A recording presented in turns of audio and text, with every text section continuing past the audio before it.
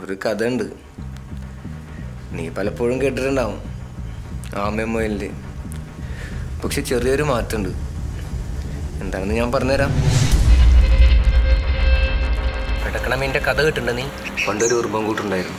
മീലോടി ഒരുപാട് ദൂരെ എത്തി. പെടക്കണ മീൻ വീണ്ടും വെള്ളത്തിലെ രാജാവായി.